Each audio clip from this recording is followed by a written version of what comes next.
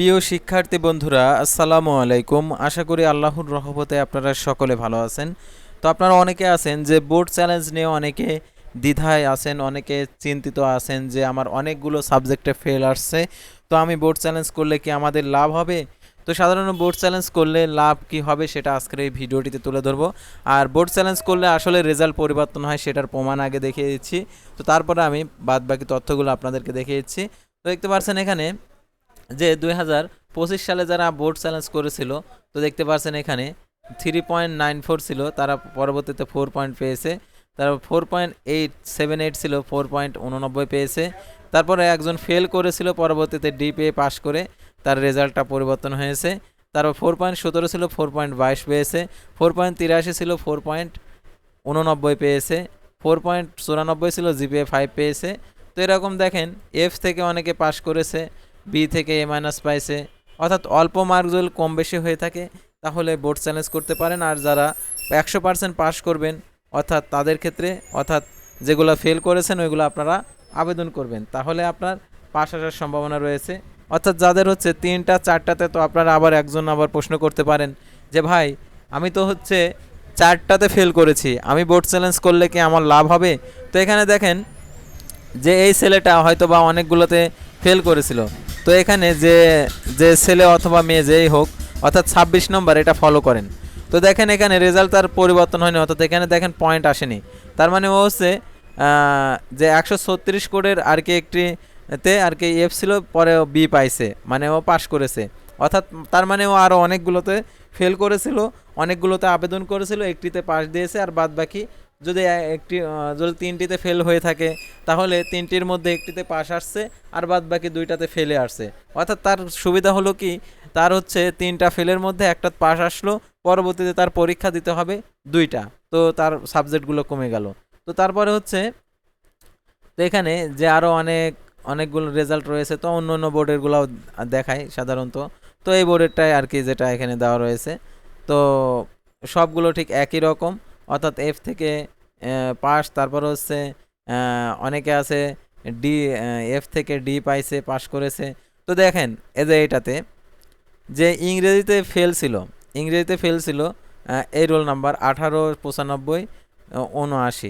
তো ইংরেজিতে ফেল ছিল, ইংরেজিতে বোর্ড চ্যালেঞ্জ করার পর সে পাস করেছে, কিন্তু এখানে পয়েন্ট আসেনি। হয়তো বা গণিতে অথবা হয়তো বা অন্য সাবজেক্টে আরও এক সাবজেক্ট ফেল আছে, তো তার এই ইংলিশ পরীক্ষাটা আর দেওয়া লাগতেছে না, অর্থাৎ সে এটাতে পাস করে গেল বোর্ড চ্যালেঞ্জ করার মাধ্যমে। আর কি তার এটাতে আর পরীক্ষা দিতে হবে না, অন্য সাবজেক্ট যেগুলো আছে ফেল করেছে সেগুলোতে পরীক্ষা দিতে হবে। তো এরকম যাদের, আমি একটি কথা বলি, তো যাদের হচ্ছে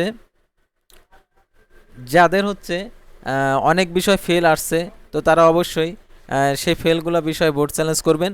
আর বোর্ড চ্যালেঞ্জ করতে যদি চান আমাদের মাধ্যমে একদম অফিসিয়ালভাবে সঠিকভাবে সঠিক নিয়মে, তো আপনাদেরকে সরাসরি কলের মাধ্যমে, ভিডিও কলের মাধ্যমে আপনাদেরকে বোর্ড চ্যালেঞ্জ যে কাজটা করছি সেটা আপনাদেরকে দেখিয়ে দেব।